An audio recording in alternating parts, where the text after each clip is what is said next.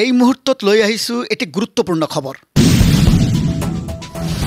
The little butterfly ফাউণ্ডেশ্যনৰ দ্বিতীয় বাৰ্ষিক উদযাপন। দ্বিবাৰ্ষিক উপলক্ষে বিভিন্ন কাৰ্যসূচী হাতত লোৱাৰ লগতে অনুষ্ঠিত কৰে প্ৰাইজ মানি ক্ৰিকেট খেল প্ৰতিযোগিতাও। হাতীপতা আঞ্চলিক খেলপথাৰ প্ৰাংগণত অনুষ্ঠিত হয় এই 4দিনীয়া কাৰ্যসূচী।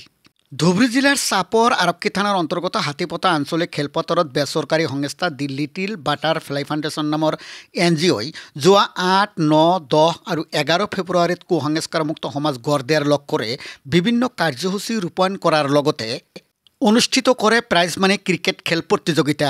4দিনীয়াকৈ অনুষ্ঠিত কৰা বিভিন্ন কাৰ্যসূচীৰ লগতে এই ক্ৰিকেট খেল প্ৰতিযোগিতাখনত যোগদান কৰে মুঠ 12টাকৈ দল।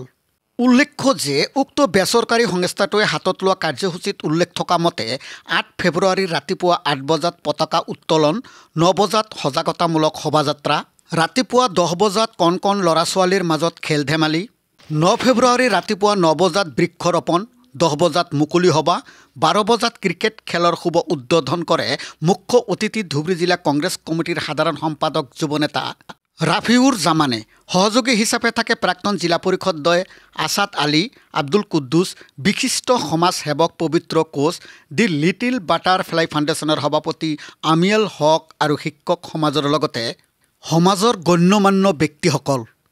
যোৱা 9, 10 আৰু 11 ফেব্ৰুৱাৰীলৈকে চলা প্ৰাইজ মানি ক্ৰিকেট খেল প্ৰতিযোগিতাত অংশগ্ৰহণ কৰা 12টাকৈ দলৰ ভিতৰত এছ গাংগুলী মস্কাগুৰি দলে বিজয়ী লাভ কৰি প্ৰথম পুৰস্কাৰ হিচাপে এটা ট্ৰফিসহ নগদ 15,000কৈ টকা লাভ কৰে আৰু দ্বিতীয় পুৰস্কাৰ হিচাপে বিলাসীপাৰা টিচাৰ্ছ 11 দলে এটা ট্ৰফিসহ নগদ 10,000 টকা লাভ কৰি সন্তুষ্ট থাকিব লগা হয়।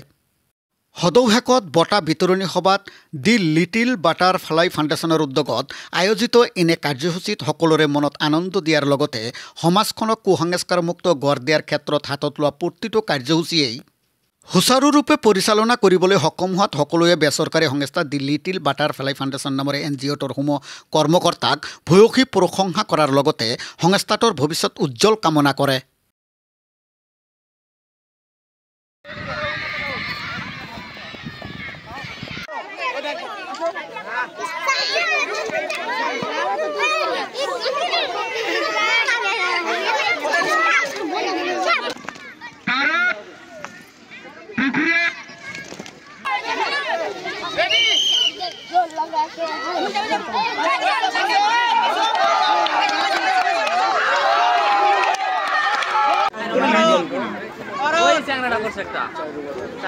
बहुत ही शानदार बैट्समैन